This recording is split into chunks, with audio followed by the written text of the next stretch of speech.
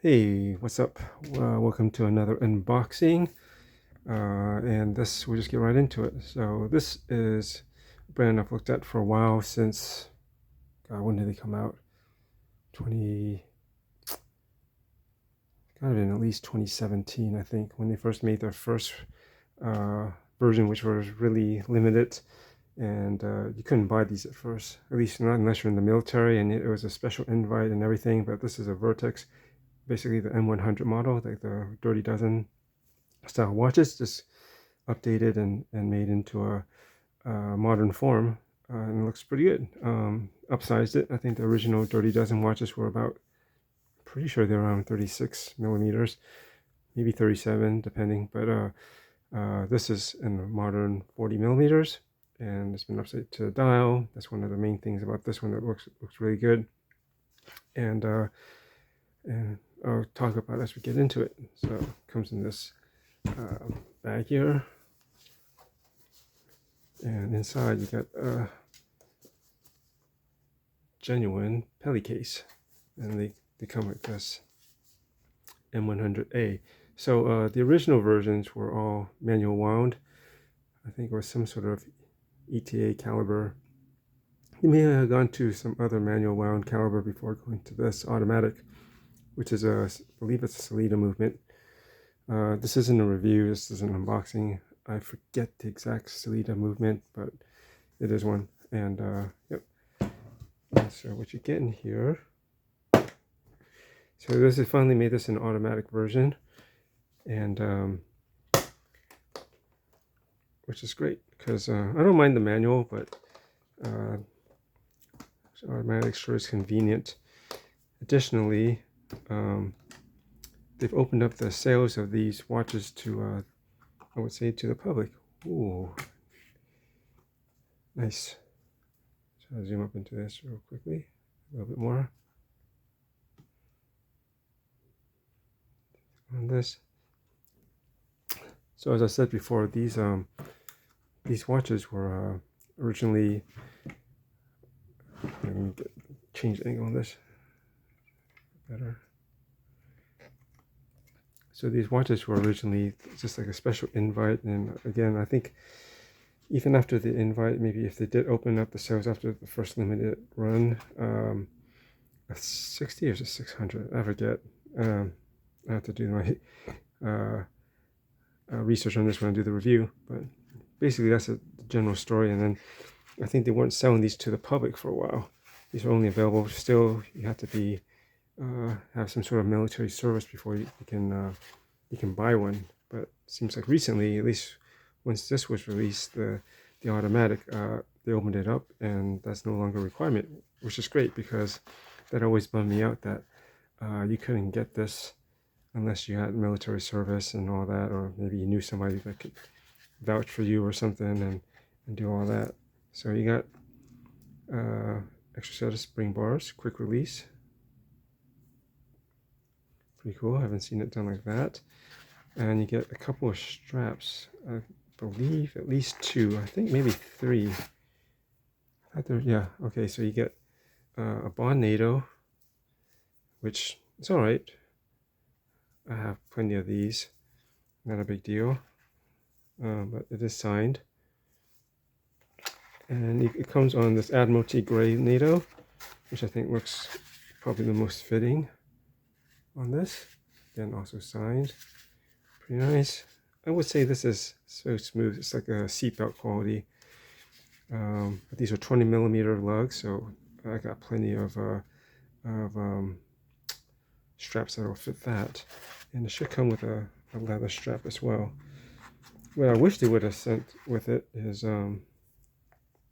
just a plain black leather strap, but red lining, Vertex.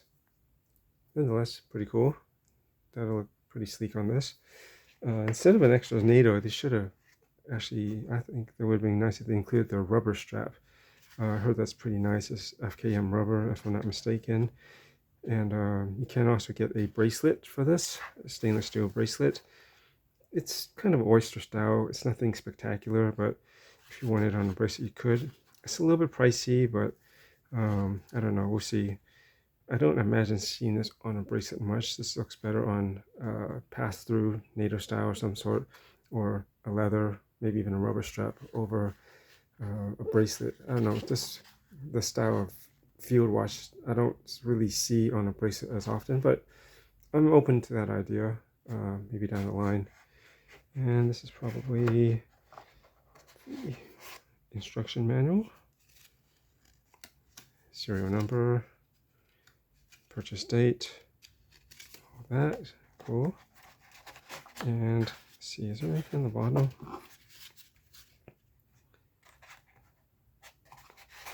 Probably not. This looks like it's all the way through, yeah. And that's basically it. So let's take a look at that.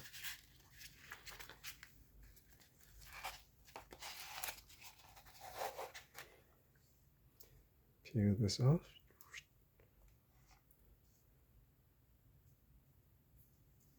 Oh, it's got kind of a slightly domed sapphire crystal. You can see that distortion there. Screw down crown. So you unlock that. And then wide. That small seconds hands running.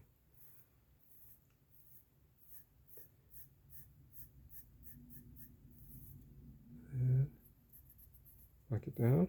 Goes down nice and easy. And let's see the case back.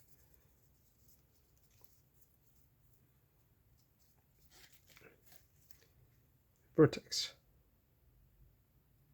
I want to say the original ones that they had before might have had like WWW or the British Arrow or something on the back as well. Maybe. Can't remember. But I like that this is, well, first, yeah, there are plenty of Dirty Dozen style watches out these days, actually. Most recently, Draken. I think they're Australian or New Zealand based watch micro brand. They came out with something not too long ago. That's, I would say, most recently, and they got 4 different styles, and they look nice, but I couldn't decide on which style I liked the most. They're all pretty different, and the handset that go with them. And the thing I really didn't like was the fact that this case side was signed, big Draken logo, text on the side, and I don't know, that kind of threw me off. If they hadn't done that, maybe I might have gone for one. But who else has made one? Vario. Actually, Ver. Is it Ver? Yeah, I think they actually made one too. Actually, I did look at that a while ago. There's 36 millimeters, manual wound. I was saying Vario was probably the next most recent one. Again, a couple different styles, but they try to do something different with it. Both Draken and Vario did do like a crown down like by the 4, and Vario is using a Miyota movement. But I didn't like the way they did the dial, especially at the 12. Like there's like this kind of a arrow thing that's pointing down from there, which it didn't appeal to me, that particular design. And then sure, you can get some pretty inexpensive ones from some brands off of AliExpress, I'm sure. And they even have a military excuse me arrow on there. But you know, that seemed a little, is the word disingenuous? I mean, because they have nothing to do with British military, and they're just putting that on there just to mimic the look. But you know, there's no true linkage there. And so that's why, if I was going to go with the Dirty Dozen watch, even though I could get that general style a lot less than this cost, this is probably the most expensive out of the ones that are out there. I like that linkage, because this Vertex is one of the original Dirty Dozen manufacturers, as well as one other brand, Timor, Timor. They make a pretty good reissue of the Dirty Dozen watch that they used to make too.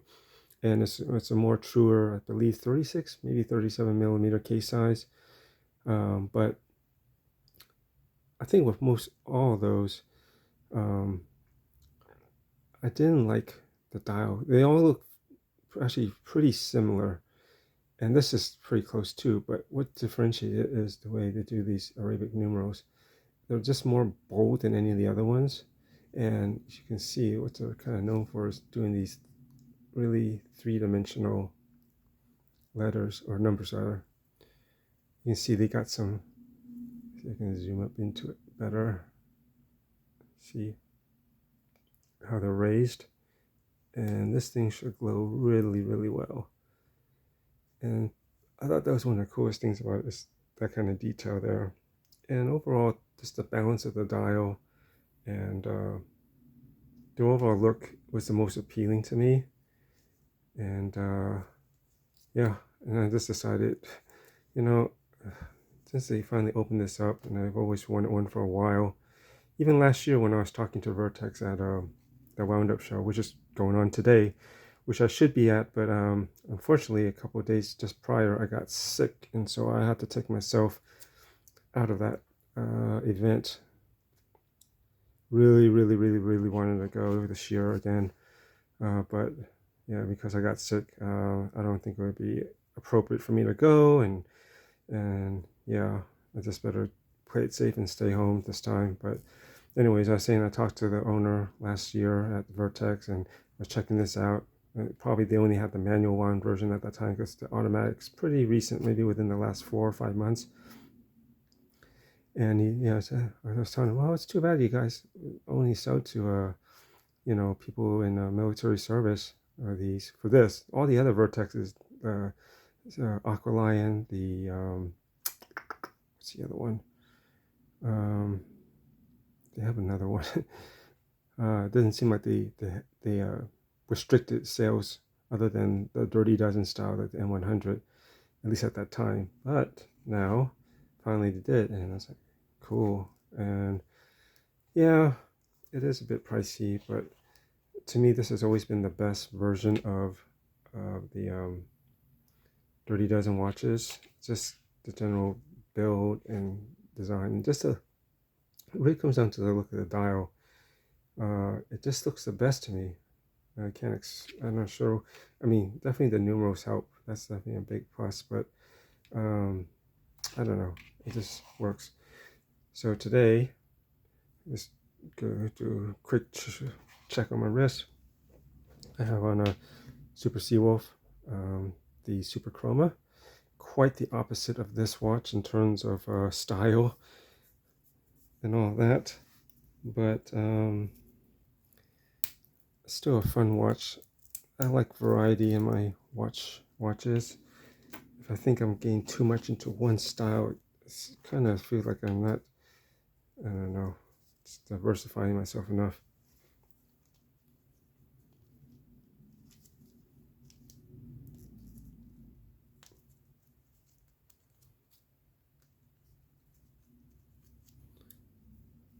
And this just folds back over.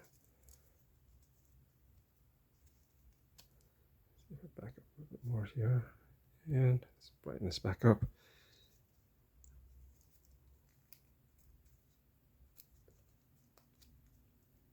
There we go.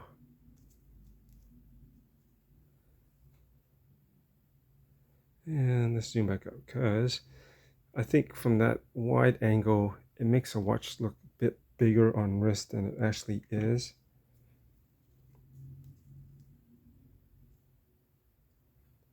I'm pretty particular about field watches. I've been avoiding them for the most part, and because I haven't found, because they're basically supposed to be very simple watches, and they may be a little too simple, but this one just has something about it that stands out to me. Let's see, zoom, do more of a zoom here, and it looks more in proportion with my hand and everything. See, I thought from a distance though, like look at it back here, it kind of makes it look a bit jumbo, which it isn't. You look at it in person, and when you do a more of a tele range on the lens, it looks more in proportion. Let me just scoot this out of the way so I can pick it up. There we go.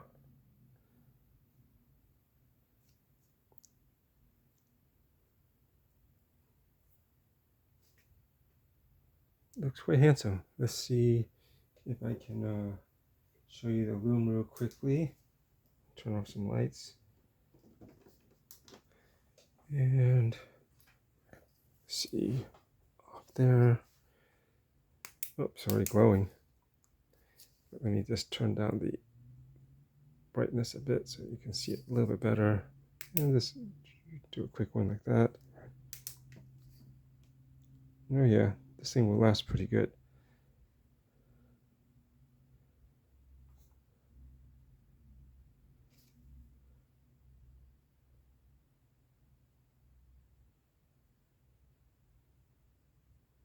And you can really see like the 3D nature of it even from when it's glowing.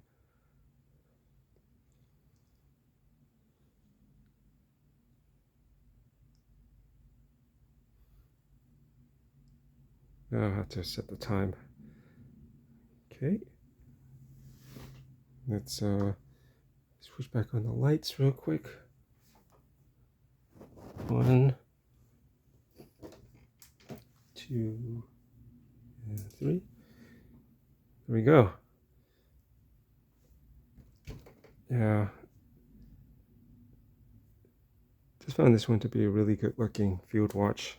And I've gone through, let's see. The only other one I had recently was one from Farah, which is not bad, but I felt the bezel was a little bit too dominating, actually, in retrospect. And I kind of knew it going into it before, but I kind of ignored my gut instincts from that. But otherwise, that was a pretty good one for the price. But ultimately, this style with the small seconds I really like.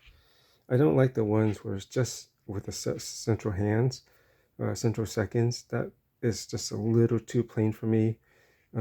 Just throwing in a small seconds just gives it that much more visual interest, and that doesn't look like such a plain, field watch to me. And that's what I would prefer. And only thing that I think this could use is maybe drilled lug holes.